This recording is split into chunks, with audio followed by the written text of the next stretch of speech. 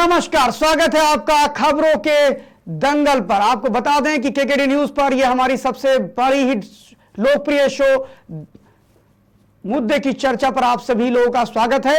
मैं शिव कुमार द्विवेदी इस चर्चा में आपके साथ बना रहूंगा। इसके साथ ही हमारे कई मेहमान भी इससे जुड़ेंगे। फिलहाल आज हम जिस पर डिबेट करने के लिए आए हैं उसका शीर्षक है हुआ खेल योगी हुए फेल। आपको बता दें कि मालिक और धामी ने बचाई भाजपा की लाज। आपको बताते हैं कि आज पूरे देश में 6 राज्यों के 7 विधानसभा के उपचुनाव हुए, जिसमें भारतीय जनता पार्टी ने 3 सीटों पर विजय प्राप्त की। वहीं पर 4 सीटों पर INID गठबंधन हम हावी रहा। और आपको बता दें कि एक समाजवादी पार्टी जो घोसी से सीट लड़ रही है उत्तर प्रदेश से, वहां पर बहुत ही बुरी स्थिति है। और समाजवादी पार्टी के प्रत्याशी सुधाकर सिंह ने भारतीय जनता पार्टी के प्रत्याशी को एक लंबे अंतर बनाकर रखा है। फिलहाल अभी तक उस सीट की घोषणा नहीं हुई है, लेकिन यह माना जा रहा है कि समाजवादी पार्टी वहां पर विजयी होने वाली है और ऐसा तय है। फिलहाल अभी तक अगर हम बात करें तो एक बार एक छोटे से आपको जानकारी दे दें कि आज दिन भर में क्या रहा, कैसे रुझान रहे। आपको बता दें कि 6 राज्यों की 7 सीटों पर ये चुनाव हुए थे। पहले हम बात करते हैं त्रिपुरा की 2 सीटें थी। एक धनपुर सीट थी और दूसरी उनकी जो सीट थी वो बक्सा नगर थी। दोनों सीटों पर भारतीय जनता पार्टी ने अपनी जीत सुनिश्चित की। और एक तरफ से मालिक शाह जो वहां के मुख्यमंत्री हैं भारतीय जनता पार्टी के, उन्होंने अपनी क्षमता, अपनी योग्यता को वहां दर्शाया। वही दूसरी तरफ अगर हम बात करते हैं उत्तराखंड में बागेश्वर सीट की, तो बागेश्वर सीट पर भारतीय जनता पार्टी की परंपरागत सीट रही और वहां भी एक अच्छे मार्जिन से भारतीय जनता पार्टी चुनाव जीती। लेकिन बागेश्वर में कांटे का टक्कर रहा। वहीं पर आप देखेंगे कि बक्सा नगर और दानापुर की जो सीट थी धनपुर की, उन दोनों सीटों पर बीजेपी ने स्वीप किया त्रिपुरा के अंदर। लेकिन बात जब इसके बाद आती है बागेश्वर और त्रिपुरा के बाद, तो भारतीय जनता पार्टी को एक के बाद एक लगातार झटके लगे। आपको बता दें कि झारखंड में झारखंड मुक्ति मोर्चा के प्रत्याशी ने जीत दर्ज की डुमरी से, जहां पर लगभग भारतीय जनता पार्टी के समर्थित प्रत्याशी जीतने की स्थिति में खड़ा था। और उसके बाद अगर हम बात करते हैं तो तृणमूल कांग्रेस की घोपड़ी सीट पर भी वहां पर तृणमूल कांग्रेस ने जीत दर्ज की। और सबसे बड़ी खुशखबरी कांग्रेस के लिए आई, जहां पर कांग्रेस ने केरला के अंदर अपना खाता खोला। अगर हम सीटों के प्रतिशत का अंतर देखें तो भारतीय जनता पार्टी जहां त्रिपुरा में 87 और 76% मत लेकर के आगे बढ़ रही है, वहीं पर अन्य जगह पर कांटे की टक्कर हुई। लेकिन अगर हम बात करते हैं इन सब में सबसे ड्रामेटिक और सबसे रोचक अगर कोई चुनाव हो रहा था कहीं का उपचुनाव, तो वो था घोसी का। आपको बता दें कि घोसी के उपचुनाव को लेकर के एक बड़ा मामला इसलिए था क्योंकि वहां पर योगी सरकार की साख दांव पर लगी थी। आपको बता दें कि उत्तर प्रदेश के प्रदेश अध्यक्ष भारतीय जनता पार्टी ओम प्रकाश राजभर, जिनको लाया गया था दारा सिंह चौहान के साथ ही, और इसके साथ ही साथ उत्तर प्रदेश के मुख्यमंत्री की भी इज्जत दांव पे लगी थी। आपको बता दें कि घोसी की सीट लगभग समाजवादी पार्टी ने जिस बुरी तरह से भाजपा को रौंदा है, वह यह बताने के लिए काफी है कि किस प्रकार दारा सिंह को वहां के लोगों ने नकारा और समाजवादी पार्टी को वहां पर स्वीकार किया। आपको बताएं कि घोसी की सीट पर लगभग 2 दर्जन से अधिक मंत्री लगातार डेरा डाले रहे। दया शंकर सिंह, दानिश आजाद अंसारी हो, ब्रजेश पाठक हो, और आपके उप मुख्यमंत्री केशव प्रसाद मौर्य रहे हो या AK शर्मा रहे हो जो कि ऊर्जा मंत्री हैं, ऐसे मंत्रियों से लेकर के भारतीय जनता पार्टी और अन्य संगठन जो कि संघ या उसके करीब है, ऐसे बहुत से लोग चप्पे चप्पे पर लगे रहे। लेकिन उसके बावजूद भी घोसी की सीट नहीं बचा पाए भारतीय जनता पार्टी के लोग। आपको बता दें कि अन्य 3 सीटें जीतने के बाद भी भारतीय जनता पार्टी की घोसी की हार पूरे देश में एक बहुत बड़ा माहौल क्रिएट करने की स्थिति बन रही है। आपको बताएं कि घोसी के समाजवादी पार्टी की जीत के बाद ही पूरे उत्तर प्रदेश सहित INIDA का हौसला बुलंद है। और यह माना जा रहा है कि 2024 का जो अगला चुनाव होने जा रहा है उसमें समाजवादी पार्टी के कार्यकर्ता सहित कांग्रेस पार्टी और उसके सारे घटक दल के जितने भी कार्यकर्ता है वो अति उत्साहित नजर आ रहे हैं। बिल्कुल होना भी चाहिए। एक बड़ी जीत मिली है और इसका एक बड़ा नतीजा निकल के आएगा। फिलहाल हम इस पूरे प्रकरण पे और घोसी की सीट जो भाजपा हारी है इसको लेकर के और आज के पूरे उपचुनाव पर चर्चा करने के लिए हमारे साथ कुछ मेहमान जुड़े हुए हैं, जिनमें हम अपने मेहमानों का परिचय कराना चाहेंगे। भारतीय जनता पार्टी से अशोक पांडे जी हमारे साथ जुड़े हुए हैं, जिनका मैं स्वागत करता हूं, अभिनंदन करता हूं। वहीं कांग्रेस पार्टी से हमारे साथ हर्षित सिंह जी जुड़े हुए, मैं उनका भी स्वागत और अभिनंदन करता हूं। वहीं समाजवादी पार्टी से अभिषेक मिश्रा जी जो कि बड़े ही इंटेलेक्चुअल हैं, मैं उनका भी हार्दिक स्वागत और अभिनंदन करता हूं। जी हां, बात करेंगे, सबसे पहले हम बात करते हैं समाजवादी पार्टी के अभिषेक मिश्रा जी से। अभिषेक जी, आपको कैसा लग रहा है? घोसी में आपकी पार्टी चुनाव जीत रही है, सुधाकर सिंह बड़े अंतरों से भाजपा को पराजित कर रहे हैं, इसको आप कैसे देखते हैं? सबसे पहले हम आपके केकेडी न्यूज को धन्यवाद देना चाहेंगे जिसने घोसी पे फर्स्ट डिबेट रखी है यहाँ पे। लगभग जीतना क्या, हम लगभग जीत गए, क्योंकि जीत का अंतर लगभग 63,000 वोट हो चुका है। जी और 29 राउंड की काउंटिंग से और 30 से 31वें पे भी हम पहुंच चुके हैं। मुद्दा ये नहीं है, मुद्दा ये नहीं कि हम उत्साहित हैं। आज उत्तर प्रदेश की जनता उत्साहित है। जिस तरह से एक सरकार चलाई जा रही है, जिस तरह से एक बुलडोजर सरकार चलाई जा रही है, जिस तरह से कि मतलब अन्नदाता परेशान है छोटा पशुओं से, आप कितना भी कुछ कर लो, आप देखो जब तक जनता की नब्ज नहीं पकड़ेंगे। आज क्या हुआ, घोसी के लोगों ने ये दिखा दिया कि हमें हवाई दंगल नहीं करना, हमको जनपद में रहते हुए हमें जमीनी स्तर पे कार्य और सुधार चाहिए। उसको देखते हुए जिसको अभी लगभग 1.5 साल पहले जिसको कैंडिडेट को जिताया था, अगर आज वो समाजवादी पार्टी के कैडर में रहते हुए जीत जाता है और भाजपा के कैडर में जाते हुए हार जाता है, तो कहीं ना कहीं उत्तर प्रदेश सरकार की और केंद्र सरकार की नीतियों की बहुत बड़ी फेल्योर है। आपको एक आपके मतलब इस चैनल के माध्यम से एक चीज और बताना चाहूंगा, एक अपडेट है कि चूंकि हमने आज 4 की चारों पंचायतें सीटें भी जीत ली है। आपको भी पता होगा हमने 4 पंचायतें सीटें भी जीती। अच्छा, ये कोई ऐसा इलेक्शन नहीं है, ये सीधे जनता का इलेक्शन है। इसलिए मान के चलिए 2024 के पहले जनता का एक स्पष्ट संदेश है इस सरकार के लिए, इस आताताई सरकार के लिए, और एक बड़ा सुखद संदेश है। जिस इंडिया को लेकर इन्होंने इतनी बातें कही कि इंडिया नाम हो गया, ये गलत हो गया, वो हो गया, सब करने के बावजूद भी आज जनता ने उसको दिल से सराहा है और हमारे सिर मोहर पे बैठा है। जी अभिषेक जी, अब हम आगे अपने अगले जो मेहमान हमारे हैं कांग्रेस पार्टी के हर्षित सिंह जी। हर्षित जी, आवाज आ रही है आपको? जी जी आ रही है। हर्षित जी, इस पूरे उपचुनाव में फिलहाल कांग्रेस पार्टी के हाथ में एक बड़ी खुशखबरी आई, जिसमें केरल की जो सीट है वहां से आप जीते और आपके चंडी ओमन जो हैं वो जीत करके वहां से आए और एक अच्छी विजय रही और कुल कांग्रेस पार्टी के लिए अच्छा संदेश रहा। फिलहाल यहां पर जो उत्तर प्रदेश में आप जीते, उसका क्या माना जाएगा कि घोसी की सीट में कांग्रेस पार्टी ने अपना प्रत्याशी नहीं खड़ा किया और समाजवादी पार्टी यहां पर जीत के गई, और एक तरह से देखा जाए तो जो गठबंधन है, विपक्षी गठबंधन, वो एक की बढ़त लेकर के, एक सीट की बढ़त के साथ अभी आगे चल रहा है। तो क्या ये उपचुनाव आपको 2024 में भी ऐसे ही रिजल्ट आने वाले हैं? सबसे पहले तो मैं आपके चैनल पर धन्यवाद कहना चाहूंगा। जी जी। और ये घोसी का ये जो घोसी चुनाव पे जो ये डिबेट चल रहा है, मैं जितने भी साथी आपके चैनल के माध्यम से जुड़े हुए हैं, मैं उन सभी साथियों को हृदय से धन्यवाद करना चाहता हूं। तो मैं बता देना चाहता हूं कि जो ये घोसी का जो चुनाव हुआ है, ये मानने में पूरे उत्तर प्रदेश में सबसे बड़ी उपचुनाव की सीट थी घोसी, और इसमें भाजपा के बड़े से बड़े नेता यहाँ पे अपना आए और चुनाव को मद्देनजर रखते हुए अपनी बातें रखी, लेकिन जनता ने उनको नकार दिया और अभी तो रिजल्ट आना बाकी है। बाकी सपा उम्मीदवार जो गठबंधन प्रत्याशी हैं वो चुनाव जीत रहे हैं।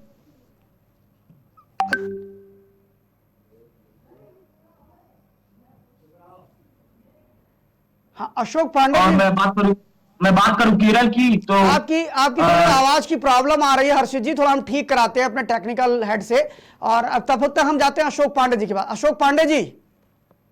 जी भाई साहब। अशोक पांडे जी, एक तरह से देखा जाए तो 6 राज्यों के 7 उपचुनाव में भारतीय जनता पार्टी लगभग 6 जगह पर चुनाव लड़ रही थी और उसमें से 3 जगह पर चुनाव जीती, 3 पे पराजित हुई और कुछ जगह पे तो कांटे की टक्कर भी उससे। लेकिन घोसी में एक तरफा बयार चल गई और समाजवादी पार्टी के सुधाकर सिंह जीत रहे हैं।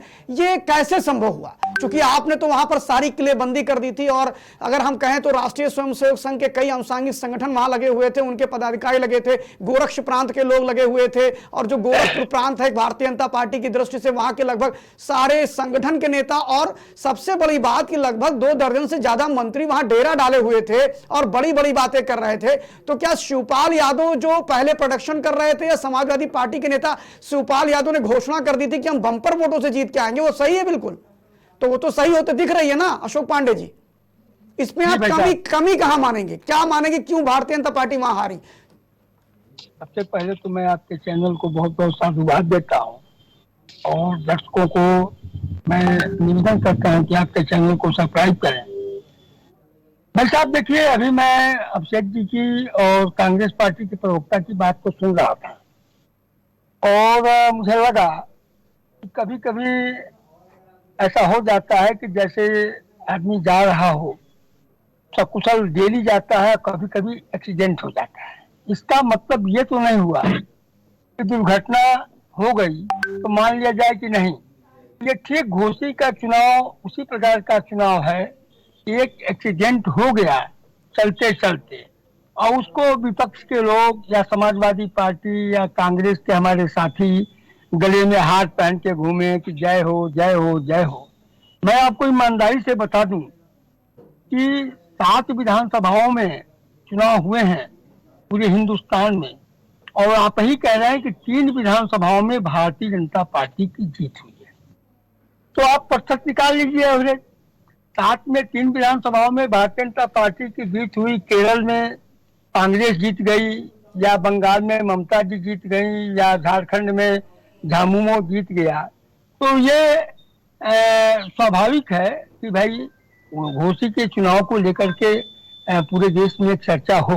अशोक जी अशोक जी आप बोलिएगा, मेरा एक प्रश्न है आपसे कि देखिए झारखंड मुक्ति मोर्चा ने अपने को बचाया, तृणमूल कांग्रेस ने अपने को बचाया, केरला के अंदर कांग्रेस पार्टी ने वामपंथियों के खिलाफ अपने आप को खड़ा किया, लेकिन जहां पर पुष्कर सिंह धामी उत्तराखंड में बागेश्वर सीट जिताने में कामयाब रहे, त्रिपुरा के माणिक शाह ने तो बिल्कुल स्वीप कर दिया, वहां कोई पार्टी 13% में सभी लोग रह गए और 87% वोट लेके चले गए। लेकिन जो आप छोटा एक्सीडेंट बता रहे हैं, यहां योगी आदित्यनाथ एक बहुत पॉपुलर लीडर है, उत्तर प्रदेश के मुख्यमंत्री हैं, और घोसी की सीट पूरे देश में जानी जा रही थी। जिन सीटों की अभी हमने चर्चा करी उनकी लोग नाम तक नहीं जान रहे थे, समझिए आप। और घोसी में कोई छोटे मोटे एक्सीडेंट नहीं हुआ। आपको बता दें कि वोटों के प्रतिशत को अगर हम देखते हैं तो घोसी में सिर्फ 38% वोट आपको मिले और 56% यानी 57% वोट अकेले क्या नाम है सुधाकर सिंह लेकर के गए। तो ये छोटा एक्सीडेंट नहीं है। सबसे बड़ी बात यह है कि घोसी जो है, और 2 आपके मुख्यमंत्री कामयाब हो गए, सभी मुख्यमंत्री अपने अपने क्षेत्रों में डटे रहे, अपनी सीट नहीं हारने दी। चाहे वो झारखंड मुक्ति मोर्चा के शिबू सोरेन के पुत्र हो हेमंत सोरेन, उन्होंने बचा लिया। टीएमसी ममता बनर्जी ने अपनी सीट बचा ली, वहीं पर आपके पुष्कर सिंह धामी ने बचा लिया, वहीं माणिक शाह ने बचा लिया। आखिर वो क्या बात थी कि योगी एक फायर ब्रांड नेता कहे जाते हैं, उनकी लोकप्रियता को लोग भी कोई शंका नहीं है, उसके बावजूद इतने मंत्री लगाने के बाद आप चुनाव हार गए। तो ये छोटा एक्सीडेंट नहीं है पांडे जी, ये बड़ा एक्सीडेंट है। जी आदरणीय शिव कुमार जी, मैं आपकी बात से सहमत हूँ। इस पर पार्टी नेतृत्व समीक्षा करेगा, जिन परिस्थितियों में ऐसी स्थिति पैदा हुई। किंतु मैं आपको बता दूं कि उत्तर प्रदेश की जनता आज भी, क्या ये माना जा सकता है कि भारतीय जनता पार्टी के कार्यकर्ता इनको जब टिकट मिला था तो बड़ा विरोध कर रहे थे, तो क्या ये माना जाए कि संगठन नहीं लगा, या संगठन लगा तो वहां के लोकल वर्कर ने इनका सपोर्ट नहीं किया? नहीं, देखिए विधानसभाओं के चुनाव में कुछ स्थानीय कारण भी होते हैं। लोकसभा और विधानसभा के चुनाव के पैटर्न में अंतर होता है। विधानसभा के चुनाव में अक्सर कर नाली, खंजा, सड़क, पुल, पुलिया, नाराजगी, मेरे घर न्योता पे नहीं आए, मेरे घर मरनी में नहीं आए, तमाम ऐसे फैक्टर काम करते हैं। तो उन तमाम फैक्टर्स को लेकर के ये चुनाव हुए हैं।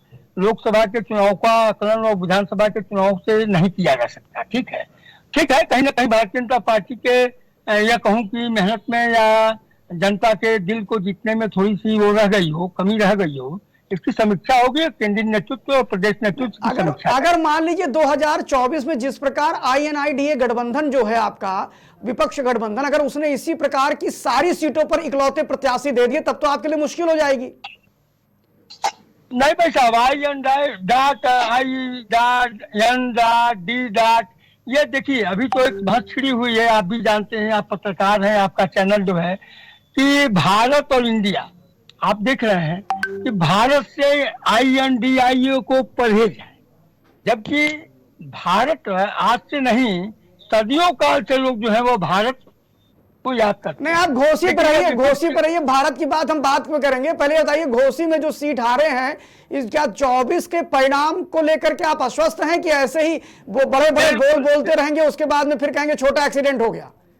नहीं भाई साहब, 350 प्लस होगा बात। तो नहीं, आप उत्तर प्रदेश की बात करिए, उत्तर प्रदेश में आप 80 में कितना जीतेंगे? 80। ठीक है, चलिए आपकी बातों की हम जवाब ले लेते हैं अभिषेक मिश्रा जी से। अभिषेक मिश्रा जी, अभिषेक जी, मुझे आप लोगों ने जिस प्रकार की रणनीति को आजमाया और जिस प्रकार समाजवादी पार्टी की, इसमें कोई दो राय नहीं है कि जो विपक्षी गठबंधन है उसमें समाजवादी पार्टी की लोकप्रियता सर्वाधिक है। और ये साबित भी हो गया घोसी के चुनाव से कि समाजवादी पार्टी का प्रत्याशी रौंदता चला गया भाजपा के प्रत्याशी को, और अभी थोड़े मोड़े वोटों से नहीं रौंदा। उनकी जीत का अंतर बहुत भारी है।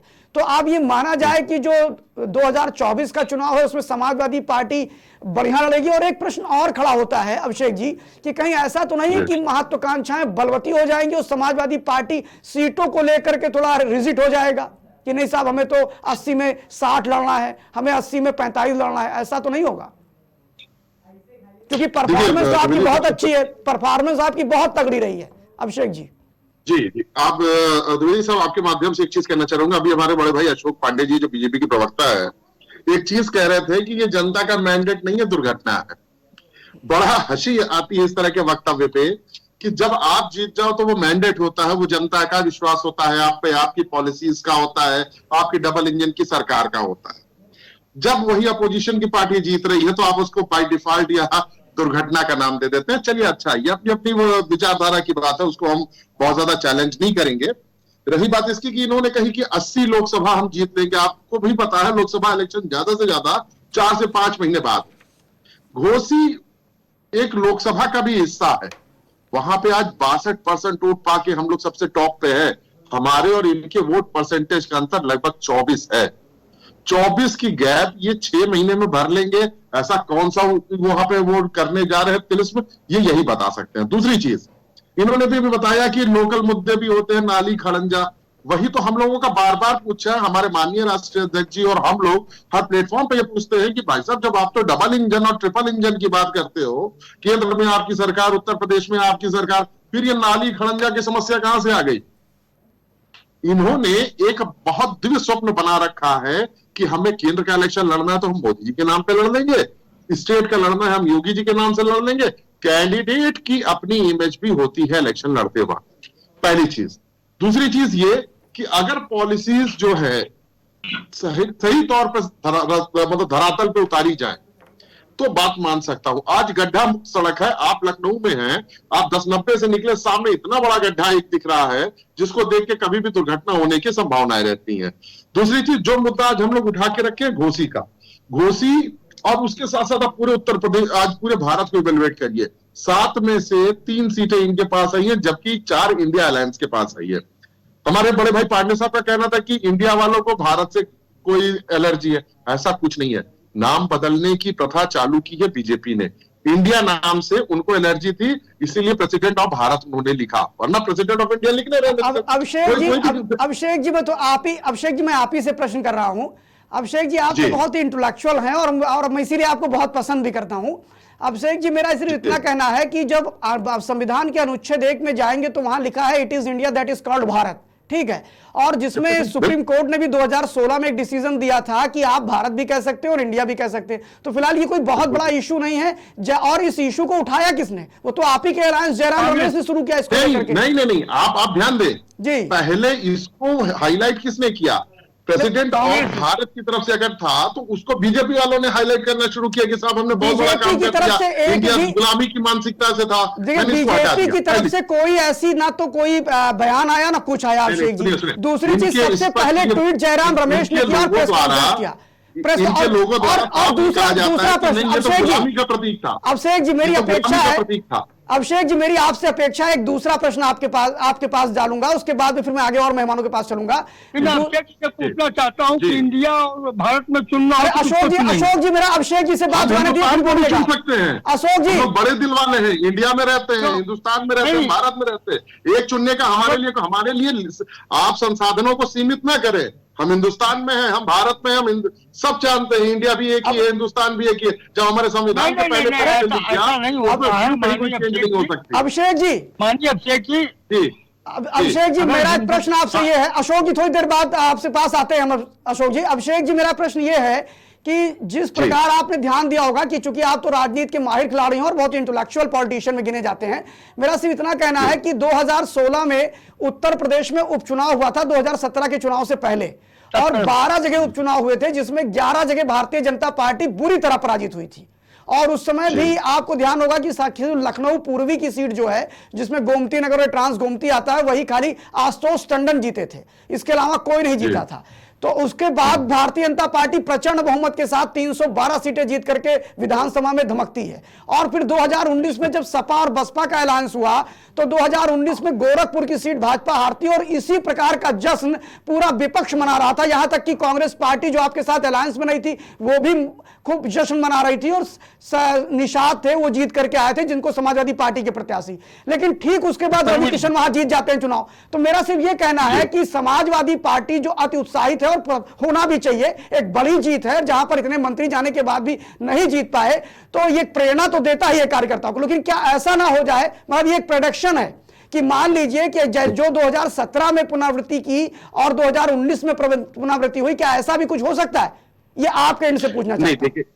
नहीं, देखिए इसकी कोई गुंजाइश नहीं है, क्योंकि हम अति उत्साह में नहीं है, उत्साह में है। जीत हमेशा उत्साह देती है और हार जो है वो नए रास्ते तलाशने का विकल्प देती है। पहली चीज, उत्साह और अति उत्साह की यहाँ कोई मुद्दा नहीं है। मुद्दा यहाँ ये है कि जिसके बारे में कहा जाता था, आज जो इनके साथ अलायंस में गए ओम प्रकाश राजभर जी का क्या वो हम लोगों के ऊपर ब्लेम रहता था कि हमारे माननीय राष्ट्रीय अध्यक्ष नहीं जाते। आज अखिलेश जी एक ही दिन 2 दिन प्रचार में गए, आज हम वो सीट लगभग 24% एबव से जीत रहे हैं।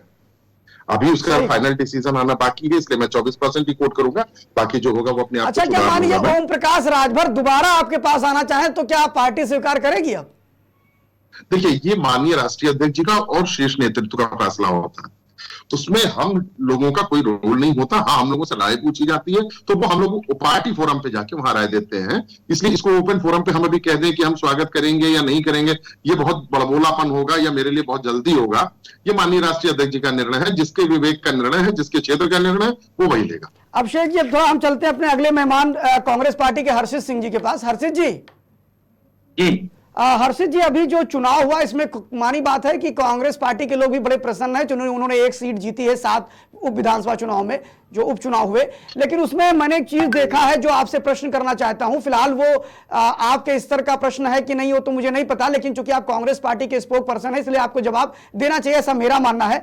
जो तृणमूल कांग्रेस जो सीट जीती है वेस्ट बंगाल में, वहां पर आपकी पार्टी सीपीएम के नेता रॉय को समर्थन कर रही थी और ठीक यही स्थिति जिस सीपीएम के नेता डी रजा हैं वो वहां पर आपके अधिकृत प्रत्याशी जहां जीते वहां भी उनको नेक टू नेक फाइट कर रही थी।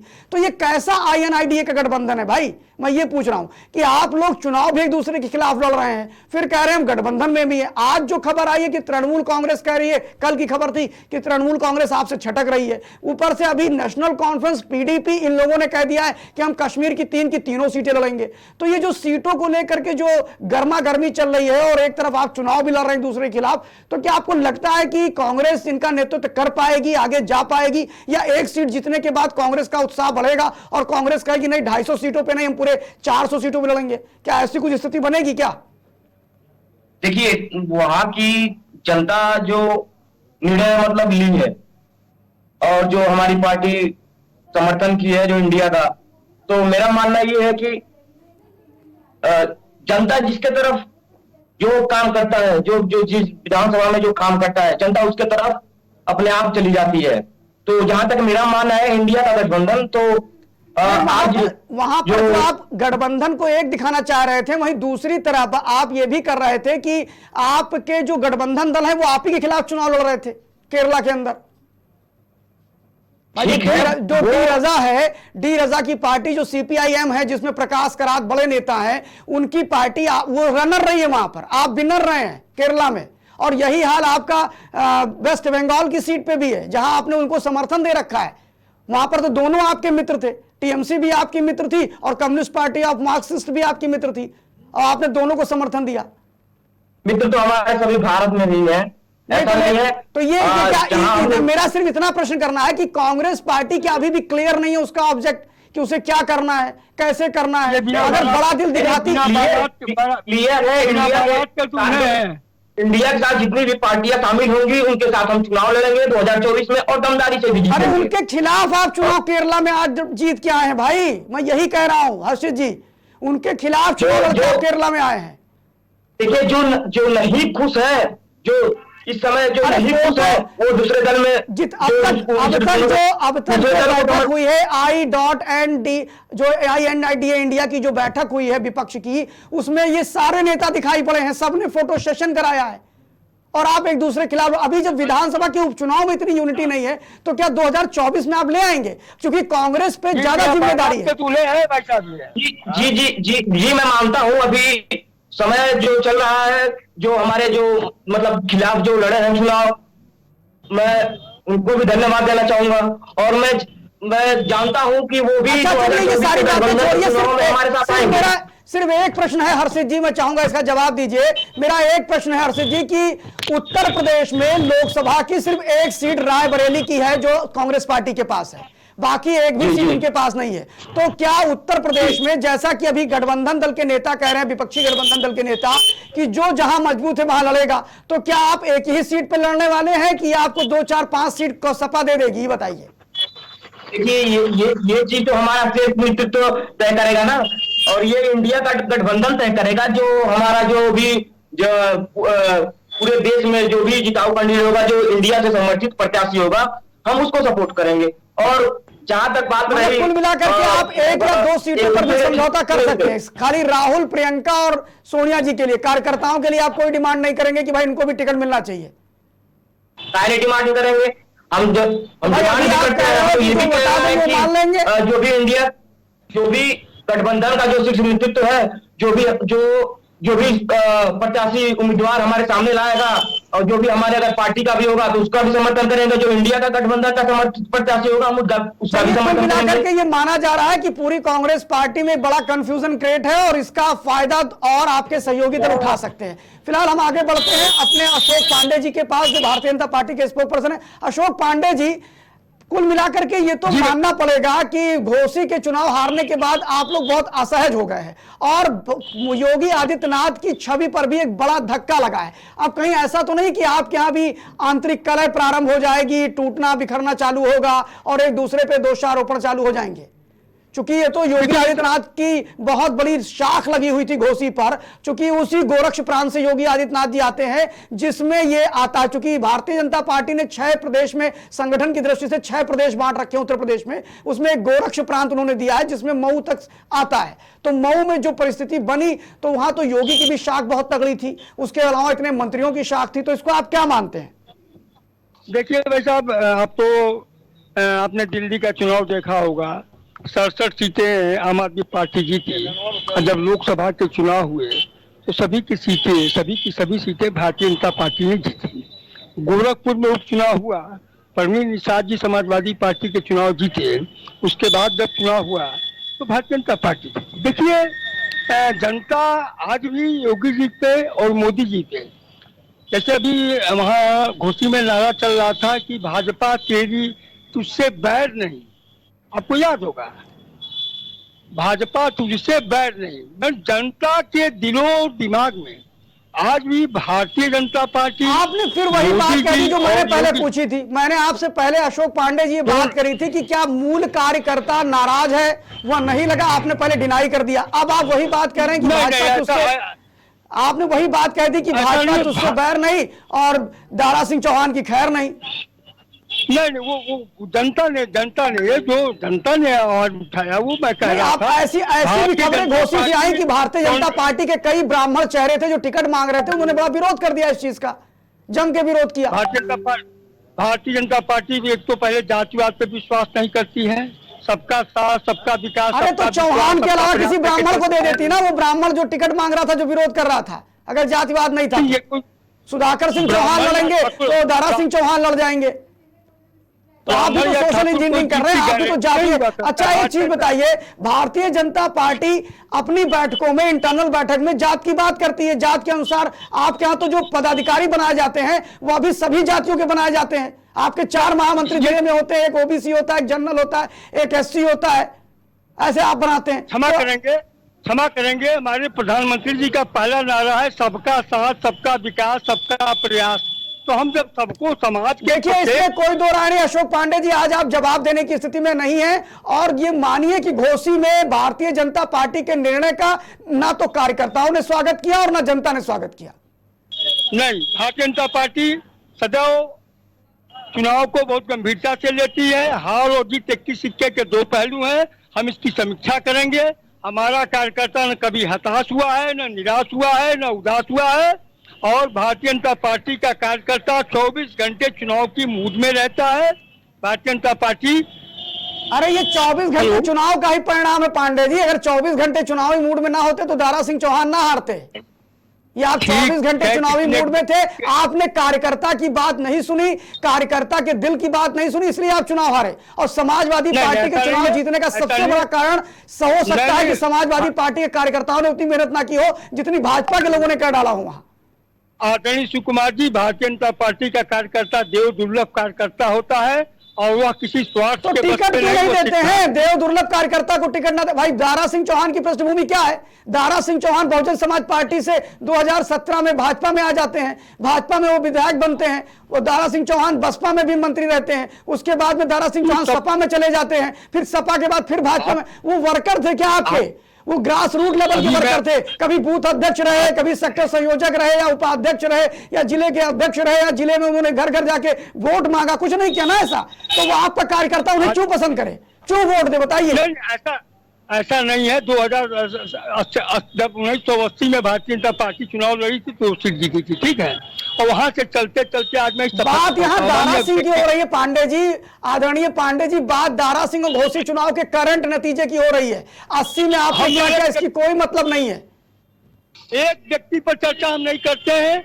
हमको चलिए हम अभिषेक जी के पास चलते। अभिषेक जी, अभिषेक जी, कुल मिला के आज की इस जीत से तो आप बड़े उत्साहित होंगे ही होंगे, लेकिन मैंने जिस संदर्भ को, चूंकि आप एक मजे हुए खिलाड़ी हैं और कुल मिलाकर के राजनीति में आप एक अच्छी समझ रखते हैं, तो मेरा सिर्फ आपसे इतना प्रश्न करना है कि जैसे अभी मैंने हर्षित जी के सामने प्रश्न रखे थे कि एक तरफ तो आप INIDI जो गठबंधन है विपक्ष का, वो बड़ा तगड़ा गठबंधन जैसा दिखता है, ठीक है, लेकिन उसके बाद में जिस प्रकार तृणमूल कांग्रेस के खिलाफ सब कांग्रेस और कम्युनिस्ट का एक हो जाना, केरला में कम्युनिस्ट का और इनके खिलाफ लड़ना, क्या लगता नहीं कि थोड़ी सी मर्यादा रखनी चाहिए थी और अपने अपने कैंडिडेट नहीं उतारने चाहिए थे?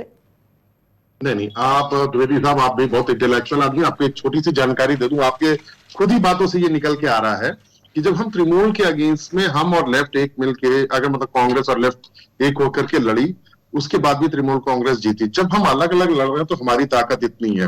अब आप सोच के देखिए। नहीं, इसमें मैं थोड़ा करेक्शन करूंगा। नहीं अभिषेक जी आप ही को बोलने का मौका दूंगा, मैं थोड़ा करेक्शन करूंगा। अभिषेक जी, जो तृणमूल और आखिर क्यों अलग अलग लड़ी? अरे पांडे जी एक मिनट तो बताओ। अभिषेक जी मुझे सुन रहे होंगे आप। अभिषेक जी, मेरा यही कहना है कि जो तृणमूल और सीपीएम दोनों साथ में जो लड़े, उनका वोट प्रतिशत बहुत, सीपीएम और क्या नाम है कांग्रेस जो साथ में लड़े, उनका वोट प्रतिशत बहुत ज्यादा नहीं रहा, समझिए आप। वहां भी जो नेट टू नेट फाइट चली वो बीजेपी और टीएमसी की चली, तृणमूल की। मैं आप ही की बात पे आ रहा था, मैं उसी पे जा रहा था।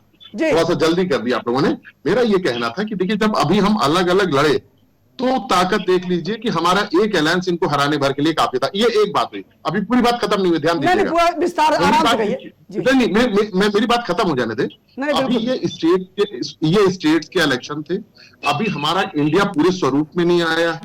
अभी अलायंस की बातें हो रही है, अभी सीटों के बंटवारे पे बातें हो रही है लोकसभा इलेक्शन को लेके। फर्दर आगे क्या होगा ये वो आगे निर्धारित होगा। इसलिए ये कहना, आज ये देख लीजिए कि पूरे भारत में इसका मतलब भाजपा का विरोध है, क्योंकि हमारा एक ही अलायंस इनके लिए काफी हो जा रहा है। उत्तर प्रदेश में समाजवादी पार्टी अकेले लड़के इनको धूल चटाने का काम कर रही है। तृणमूल कांग्रेस अकेले इनको धूल चटा दे रही है। केरला में कांग्रेस अकेले इनको हरा ले रही है। इसलिए इनकी ताकत का अंदाजा उस दिन लगा लीजिए जिस दिन ये गठबंधन पूरे स्वरूप में आ जाएगा। और एक प्रत्याशी अगर गठबंधन से उतार दिया गया तो ये हश्र कहां होगा, ये तो आने वाला समय बताएगा। अभी हमारे बड़े भाई भाजपा से कह रहे थे कि भाजपा तुझसे बैर नहीं और बाकी कैंडिडेट की खैर नहीं। तो भैया आप ऐसे कैंडिडेट लड़ाओ ना, क्या दिक्कत है? आप तो इसी गलतफहमी में जियो, हम तो यही चाहते हैं।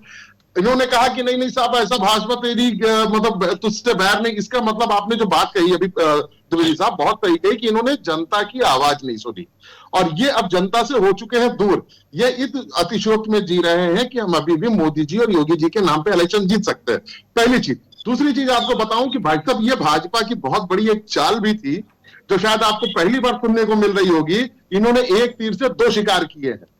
यहां पे लड़ा के दारा सिंह साहब को संगठन से दूर करके लड़ा के इन्होंने वो सीट हटवा दी। दूसरा, इन्होंने दूरगामी काम किया है। ओम प्रकाश राजभर जी जो इनके सेंट्रल से आके अलायंस करके चले आए थे, उनको भी इसी इलेक्शन के थ्रू ठिकाने लगा दिया। ये दोनों लोग जो गए थे कि हम चलेंगे, जीत के वहां मंत्री बनेंगे, तुम जीत जाना तो मंत्री बनना, और हम तो भैया तुम्हारा समर्थन करके। आप ये बताओ, एक पंचायत इलेक्शन की तरह ओम प्रकाश राजभर जी ने इनके प्रचार में अपना जान दिया और उसके बाद आज ये हार गए। तो सब इनका कौन सा कुनबा बचा हुआ है? आज ओम प्रकाश राजभर जी का एक स्टेटमेंट कहीं आप दिखा दो, नहीं आएगा। बीजेपी जो हारी है, इनके कैंडिडेट तो बस इसी तरह है कि मतलब हमारा कैंडिडेट गड़बड़ हो गया। आपने भी जब कहा तो ये जनता की आवाज नहीं सुने। एक चीज और, ये 24 घंटे जो है इलेक्शन के मोड में रहते हैं और इनका इलेक्शन का ये मतलब अपने कार्यकर्ताओं को भी मतलब देवतुल्य बता रहे हैं। अभी इनके एक कार्यकर्ता का स्टेटमेंट था, बनारस का है, उसने अपनी पत्नी के जेवर तक गिरवी रख दिए थे और जीतने के बाद इनके नेता उनसे मिलना नहीं चाहते। आज वो कांग्रेस का सदस्य हो गया है और इस तरह का इनके यहाँ कार्यकर्ताओं का सम्मान हो रहा है।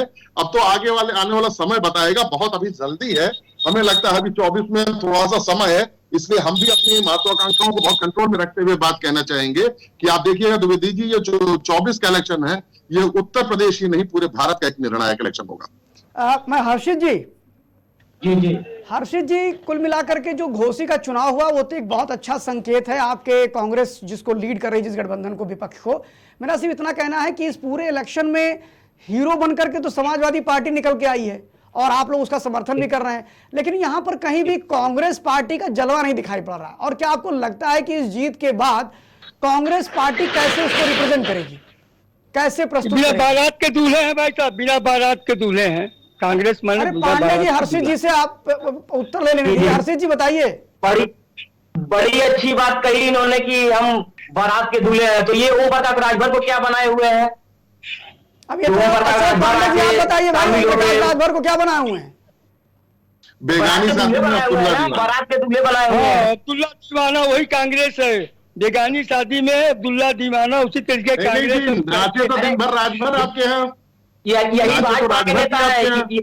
सुनिए, यही भाजपा के नेता है जो आज इंडिया से भारत तक का सफर तय किए हुए हैं। रेल बेच दिया, तेल बेच दिया। भारत को बेच दोगे तब छोड़ोगे क्या? और 24 में जनता जान चुकी है, 24 में जनता जान चुकी है और इनको नकार देगी जनता। और हम इंडिया गठबंधन से पूर्ण बहुमत से जीत पूरे भारत में तय करेंगे। जी हर्षित जी, खूब हर्षित होइए, खूब हर्षित होइए, ठीक है। और समाजवादी पार्टी का झंडा आप अपने कंधे पे लेके चलिए। आने वाला 2024 का चुनाव जनता बता देगी। देखिए हम गठबंधन का झंडा लेकर ढोएंगे, हम समाजवादी पार्टी का झंडा नहीं लेकर ढोएंगे, हम कांग्रेस का झंडा लेकर ढोते हैं। बंगाल में आपका गठबंधन कहा गया जब कांग्रेस और सीपीएम जो है, जो ममता बनर्जी के खिलाफ चुनाव लड़ रही थी, वहां गठबंधन कहाँ चला गया? वहां का जो शीर्ष नेतृत्व है उस पर वो निर्णय लिया है, उसने निर्णय लिया ना। वहां आपका गठबंधन कहाँ है भाई साहब? INDIA वहां भी तो होना चाहिए जब आप सीपीएम और कांग्रेस के लोग मिल करके। और अब आप बैठी बातें करेंगे। ये पूरे उत्तर प्रदेश में ये जनता ने निर्णय ले लिया है कि इंडिया का गठबंधन प्रत्याशी जो सुधाकर सिंह जीते हैं और आने वाले 24 के इलेक्शन में हम लोग पूर्ण बहुमत से चुनाव जीतेंगे। और जनता जानती है कि इन्होंने क्या किया है। बेरोजगारी, महंगाई आज चरण सीमा पे है। अच्छा हर्षित जी, पता है हर्षित जी,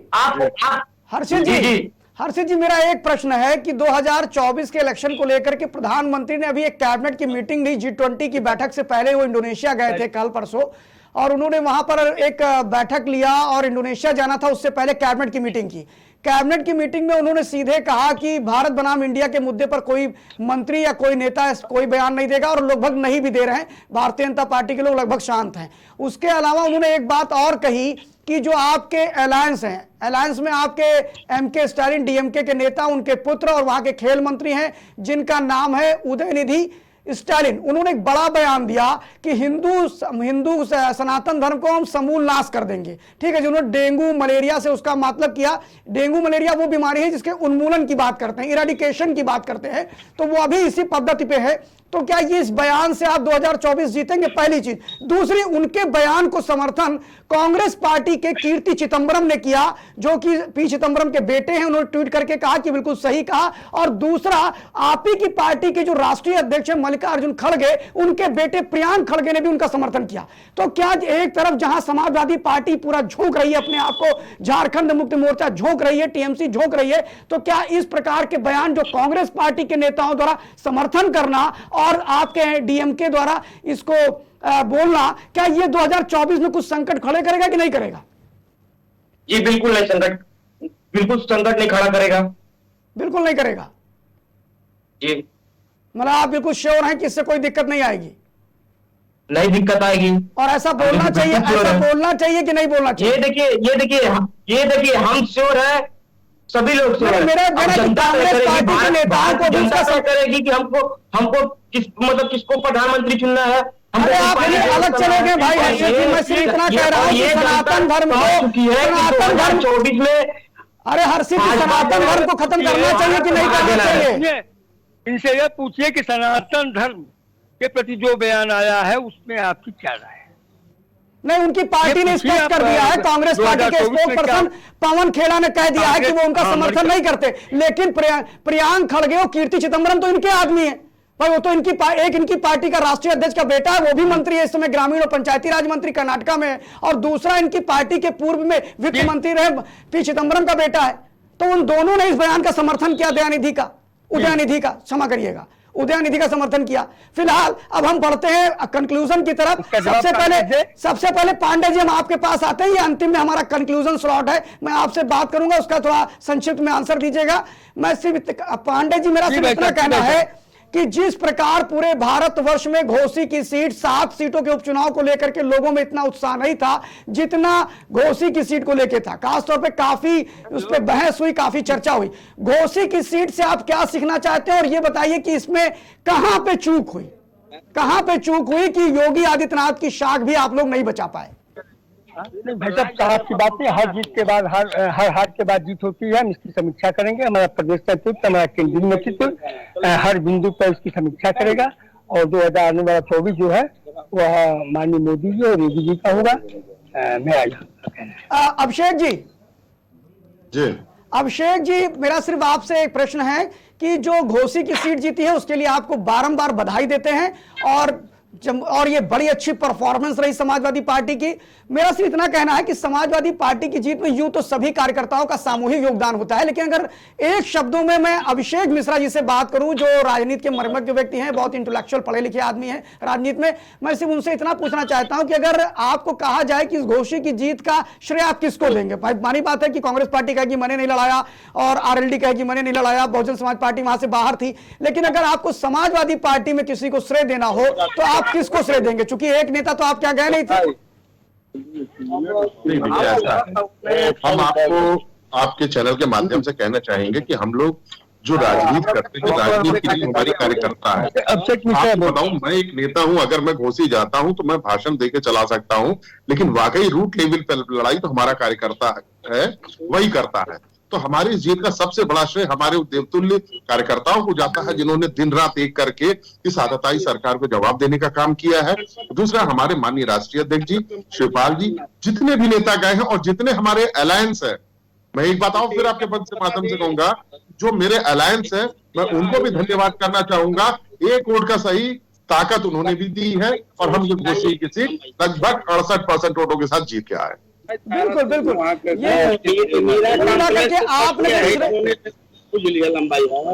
अभिषेक जी, आपने श्रेय कार्यकर्ता से लेकर के सारे नेताओं को दिया है। हमारे साथ थे अभिषेक मिश्रा जी। इस पूरे मुद्दे की चर्चा में जुड़ने के लिए मैं समाजवादी पार्टी से अभिषेक मिश्रा जी को धन्यवाद करता हूं। वहीं पर हर्षित जी जो कि कांग्रेस पार्टी से, मैं उनका भी धन्यवाद करता हूं। हमारे साथ जुड़ने के लिए भारतीय जनता पार्टी के प्रवक्ता अशोक पांडे जी का धन्यवाद करता हूं। आप सभी लोगों ने यहां समय दिया, और इसी तरह मुद्दे की चर्चा में रोज नए नए विषयों पर हम आते रहेंगे। कल किसी और विषय के साथ आपके साथ मिलेंगे। देखते रहिए केकेडी न्यूज़, सब खबरों का सिलसिला जारी है।